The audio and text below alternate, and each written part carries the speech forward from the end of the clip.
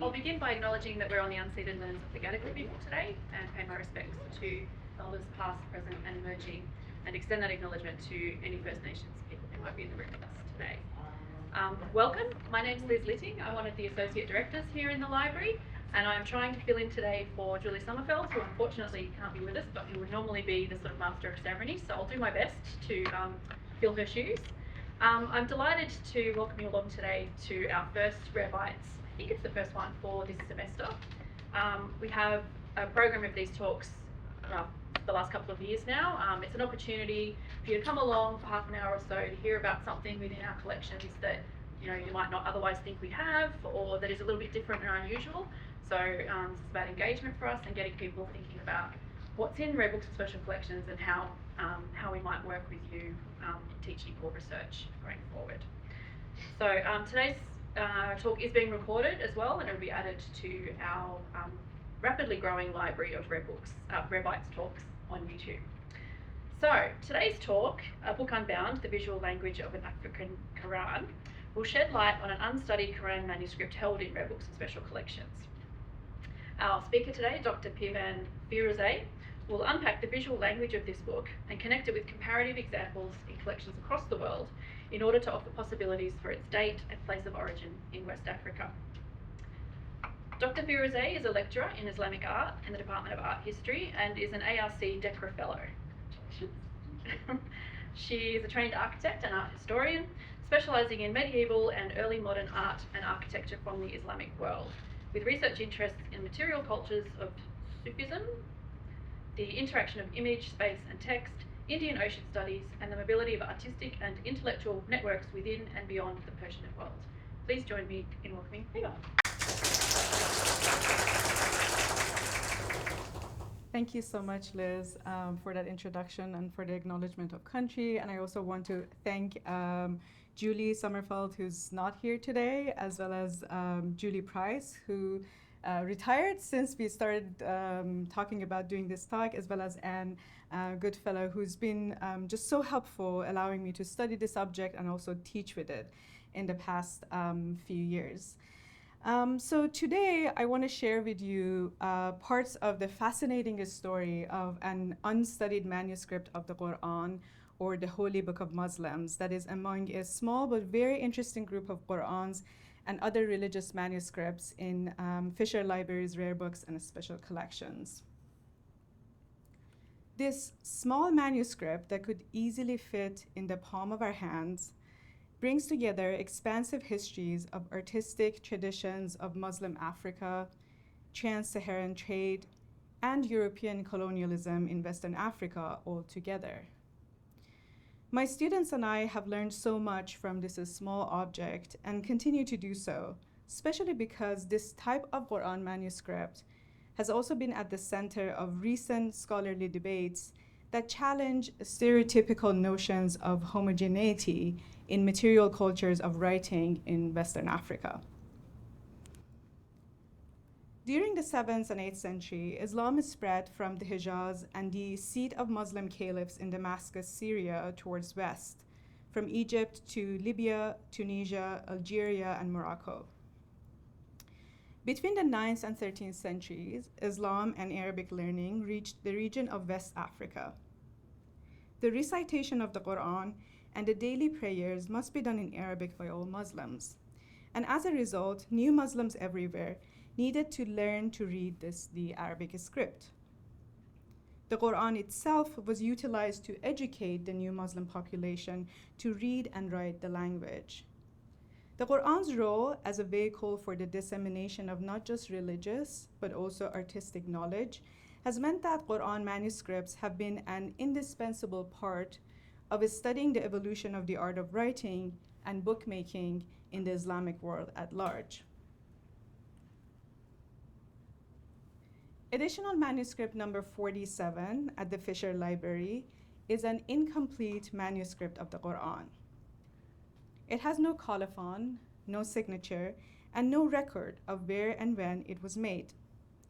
But by looking at it alongside some comparative examples, which I will show you throughout the talk, it is possible that it was made in the 19th century in West Africa. Nigeria is one possible place of production. The history of Islam in North Nigeria dates back to the late 10th and early 11th century. And while it remained mostly within the cities of northern Nigeria, in the 19th century it quickly spread through southwestern Nigeria and rural regions of the country. This quick spread was entangled with an urgent demand for religious literature and education in Arabic, which would be taught and written alongside a wide range of local languages. Manuscripts were copied in large numbers, and this could be the context for the production of our manuscript. I will come back to the questions of when and where, and the implications of these questions for the study of manuscript cultures in West Africa later in the talk. But before I do that, I want to give you a sense of what it meant to own a manuscript like this, to use it on a daily basis, to hold it, and to know it intimately. Qur'an manuscripts have been made in all shapes and sizes over the centuries, from small amuletic Qur'ans to monumental copies, such as this one that was made for display in the tomb of the Mongol ruler of Iran, Oljaito, where more than one person was needed to turn the pages over. While the content of the text has remained the same, the look of Arabic script and the visual language of the page can change drastically, and is as diverse as the regions and cultures and peoples that produce the Qur'an manuscripts and use them, from humble, simple copies to extremely ornate examples that use gold and expensive pigments lavishly. In addition to the sacred words of the Qur'an, every movement of the pen on paper meant something. Every minute element had sensory and bodily implications for the readers and listeners of the manuscript. They guided the reader on how to recite the sacred word, to pronounce letters and words correctly, how to control their voice and breath during recitation, where to pause, where not to pause, and when to move their body to prostrate or bow as they were reading the Qur'an. The visual language of the manuscript and the reader's intimate knowledge of both the text and its visual composition created a bond between the reader and the manuscript that was localized and sometimes even personalized. The Qur'an consists of 114 independent chapters of varying length, and each of these chapters is divided into a number of verses or ayahs. In our manuscript, these divisions are signified by a combination of geometric shapes and calligraphic lines, using earthy matte colors. The titles of new chapters are written in red, distinguished from the rest of the text. Otherwise, the text is written in black or brown. The diacritics are full round dots in the same color, vocalizations are in red, and glottal stops or hamzas are marked by yellow dots. On the same page, we can see several verse markers, which are these, so I'm talking about this motif, which are these tri-lobed motifs that are made up of 3 hand-drawn circles with a small line on top of them, all outlined in red with a yellow filling, which is a nod to the use of gold in more luxurious manuscripts. The circular marginal motif in red, brown, yellow, and black, an example of which you see on top, are not just decorative, but have a functional role too. Traditionally, in addition to divisions into chapters, the text of the Qur'an is also divided into 30 parts of equal length called juz, which facilitate the planned reading or recitation of the Holy Book on a day-to-day basis. This is what the circular motif in the margin does here. These systems of divisions and the way that they are communicated vary from manuscript to manuscript, and it takes some decoding to understand and get used to. take this manuscript of the Qur'an written on parchment and attributed to Morocco or southern Spain around 1300. The chapter titles here are distinguished in gold, you see on top right. But see the predecessor of our trilobed, right here, our trilobed verse markers, which have gold fillings instead of yellow. The marginal motifs for the divisions of the text are much more elaborate here and have some writing in them that help with the decoding. They either say which section they're representing or have some combination of letters in there whose numerical value would give the reader a clue. Or take this 19th century Southeast Asian manuscript, where you have much simpler verse markers that are just simple circles throughout the text, but it has this kind of colorful band to mark the title of the chapter on the top, right-hand side of the page, and then elaborate marginal motifs signifying a division. The marginal division markers do vary within a single manuscript as well, as you can compare here between two details from the Fisher manuscript. In addition to the normal verse markers, there are also other motifs within the text that mark every fifth verse, a close of which you can see on the right. And then every 10th verse, on the other hand, is signaled by the double concentric circles with the inner one filled in yellow and surrounded by small red circles.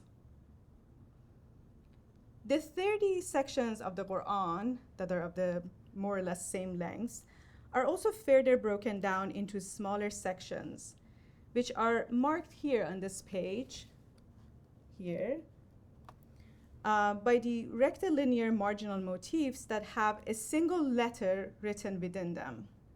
So here you have the letter Tha, which stands either for 1/8 or 3/4. And then there is also the letter B on other pages that means 1/4. And then letter Nun means a half. So all of these divisions and their markers allow the believer to plan the reading of the Qur'an on a daily basis. How many sections of the text did they want to cover in a day, and how large or small? Whether they wanted to complete the reading of the Qur'an in its entirety over 1 month, for instance. This could be the blessed month of Ramadan. Or how they could divide up the text if they were planning on completing the reading of the Qur'an collectively within a group at a mosque or at school. Another type of marginal motif would tell the reader how to position their body when reading a certain verse. So the double set of overlapping concentric circles that you see in the margin has the word sajda, or prostration, written across it, indicating one of the 14 or 15 places in the text of the Qur'an where the reader needed to prostrate. The Qur'an at the Fisher Library has one page completely filled by a colorful geometric design right before the beginning of the chapter of Mary, or Surat al-Maryam. So basically you would have this page of the full design, and on the other side of this illuminated page you would have the beginning of the chapter of Mary, and the title in red is written on top. I think maybe the folios might be out of order, so I'm not sure if you exactly see this configuration of the facing page that I showed before. So if our manuscript was complete, it would probably have 3 more of these pages, approximately at quarterly intervals of the text. The page on the right side of this slide is one of the closest comparative examples to our manuscript, attributed to mid-19th century Nigeria and held in rare books at the University of Leeds. The manuscript at Leeds has 4 such design pages in total, with the one on the right showing the page before the chapter of Mary. So we have the corresponding pages from the 2 manuscripts at Leeds and here at Sydney together. These geometric designs of weave patterns or strap work share a visual language with weaving embroidery, mat and basket weaving, and wood carving. At times, especially when these designs are contained in roundels, they have been described by scholars as calabash designs, reflecting the abundance and popularity of carved calabash in Nigeria, used as utensils and for storage of food and drinks. One thing that you will notice in the Qur'an manuscript in front of us is that it is all loose leaves that are not bound together. In sub-Saharan and West Africa, Qur'ans were made as unbound books, like this, until recently. A complete stack would look like this, with a wrapper and a pouch or saddlebag, sometimes with a strap to go around the waist or on the shoulder. These Qur'ans were made to be portable, as they were normally carried around by itinerant teachers and scholars. In addition to mobility, the loose leaf format also lends itself well to the mechanics of knowledge transmission and collective and private use of the Qur'ans. The loose leaves could be distributed among a group of people in a mosque or a private gathering for a collective reading of the whole book, or would allow an individual to take a section along with them to work each day in order to complete the Qur'an in a planned length of time. Although the leaves are not sewn together, they were wrapped inside several protective layers. The end pieces, I'm not sure how much of it you see, but there is an end piece at the bottom, would allow the reader to tap the loose leaves back into shape without doing any damage after a day of use. Together, the leaves and the end pieces would be placed inside a leather wrapper with a strap before going inside a purpose-made leather bag, nicely fitting the manuscript. In many West African manuscripts, the writing tool is a pen of reed, cut into a nib-like point. The brown ink that the majority of the text is written in is most likely iron gal ink, which turns from purplish black to brown when it is a few years old. A comparative manuscript with a similar looking yellow pigment as ours was tested by the conservation team at the British Library a few years ago, and the yellow was found to be orpiment, a poisonous arsenic-based yellow pigment mixed in a medium of gelatin. The gelatin, which is fairly hydrophilic, can soften in a humid environment and stick to anything in direct contact with it. When hardened, this results in pages sticking together, which is a problem that I've also noticed at times when handling the Fisher Qur'an. But with the change in humidity, these blocked pages can release on their own. The paper used in our manuscript is of European origin. If we check the folios against light sheet, several watermarks and countermarks can be detected. One shape which we have on many of the folios is these crescents. So you see kind of the bottom of one crescent here, and then another one here, and this is another folio, and you see two more here.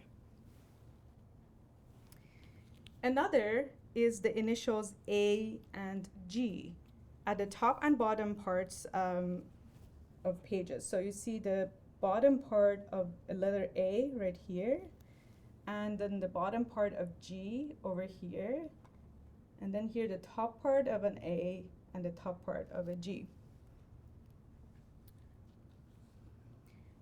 So all of these point to paper manufactured in Italy by the 19th century Italian paper maker Andrea Galvani, based in Pordenone in Friuli, not far from Venice. We know that the Andrea Galvani paper was used in sub-Saharan African and Malay Qur'ans, among others. The Leeds counterpart of our manuscript has similar watermarks with the Trelune motif on the three crescents, decreasing in size and sometimes with an added human profile. The Leeds Qur'an, the sheets are of a different size, which allows us to see the three crescents together here. We just see two of them.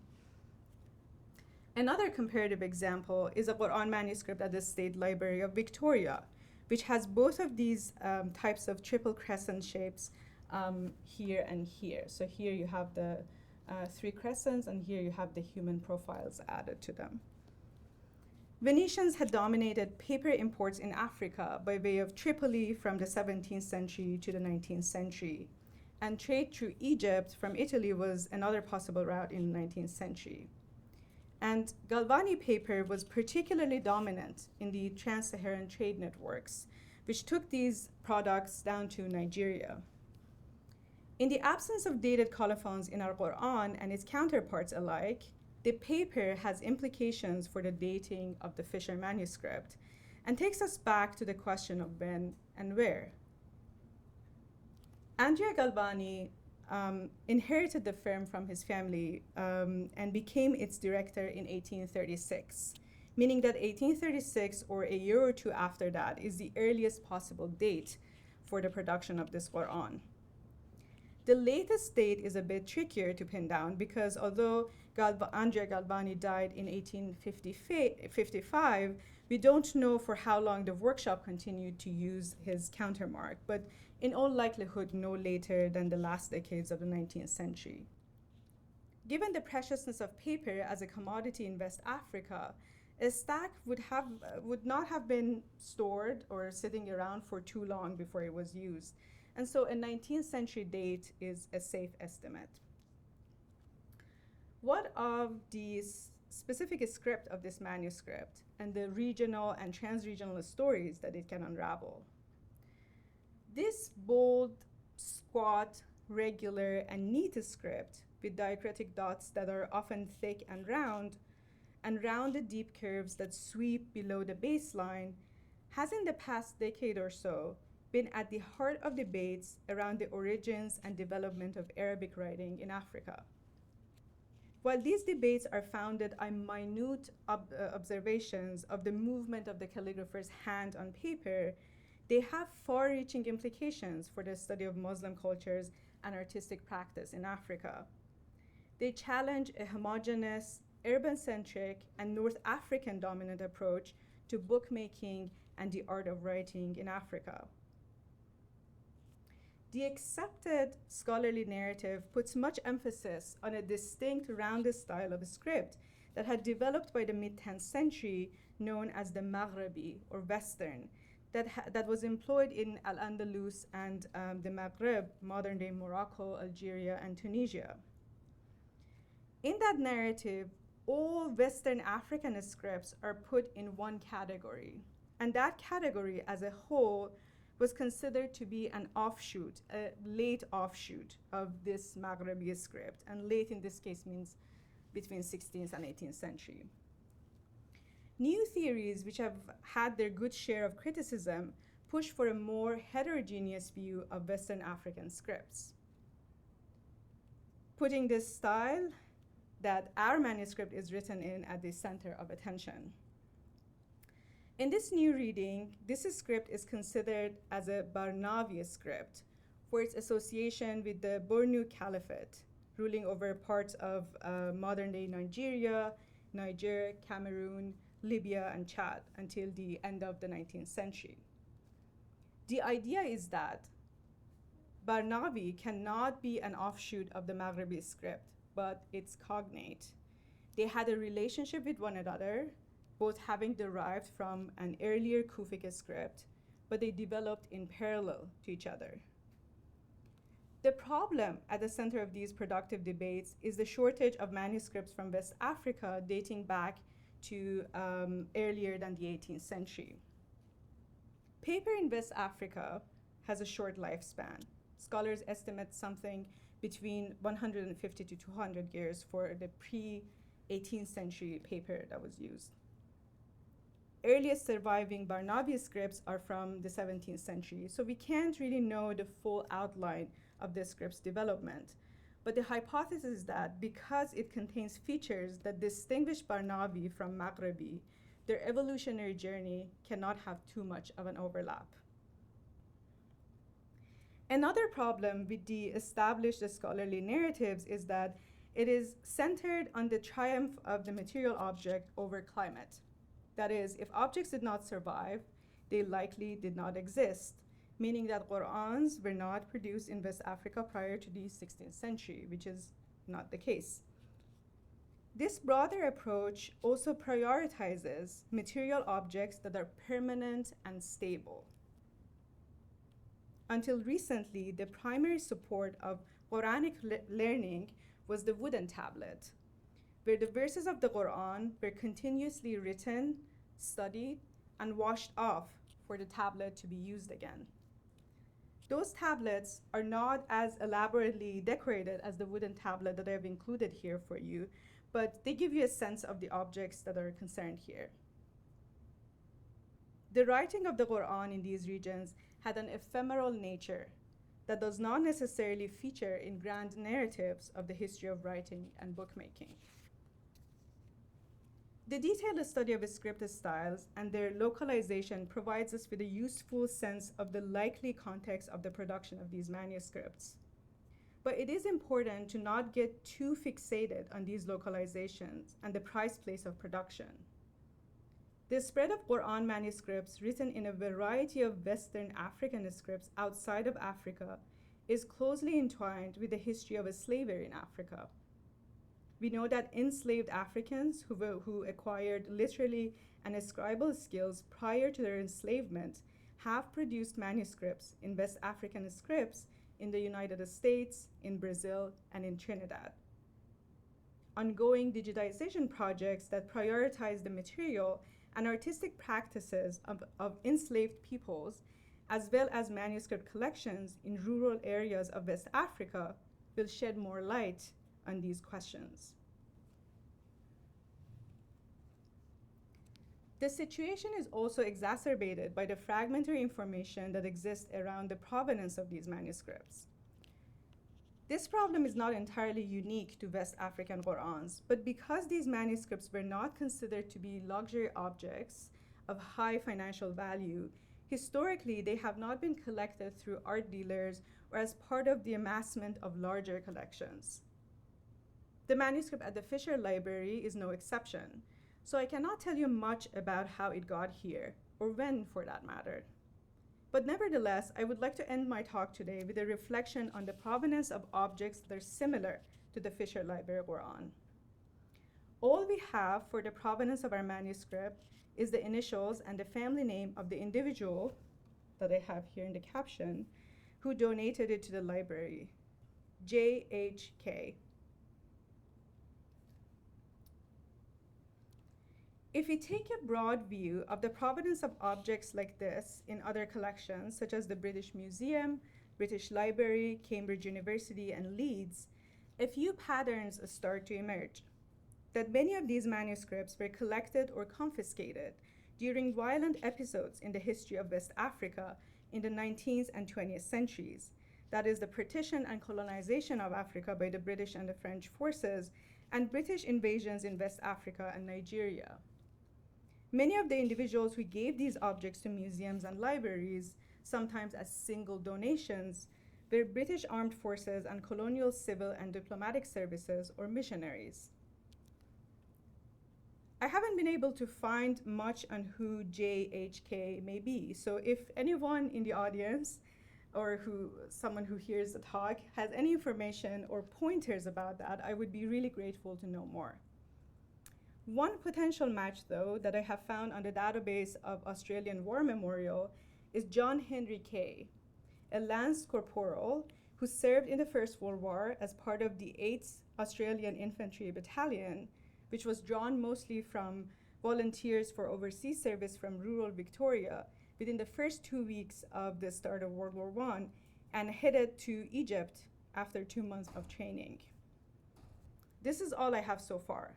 But for comparison, our manuscript's counterpart in Melbourne was donated by Lieutenant Colonel H.A. Moray to the State Library of Victoria. I'm not sure this is a correct match, but the donor could be Lieutenant Colonel Harry Moray, a highly decorated soldier who was the recipient of the Victoria Cross in 1917. Born in 1888 in Tasmania, he served in World War I and II, fought in Gallipoli, the Western Front, and was seconded to the United States in 1918. Otherwise, he spent most of his life on a farm in Queensland. The State Library of Victoria manuscript apparently came through Jersey Channel Islands, so the island country in northwestern Europe.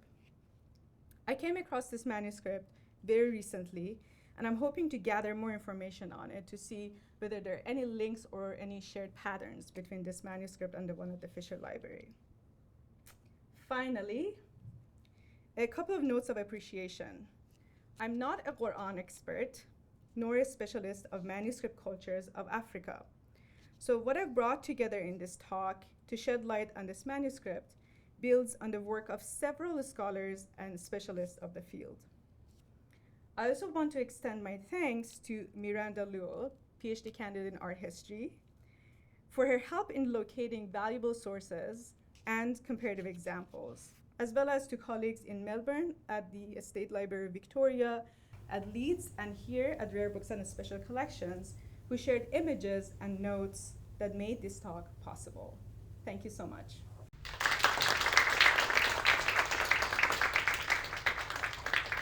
I also completely forgot to say the whole manuscript is digitized and is available online on Fisher Library's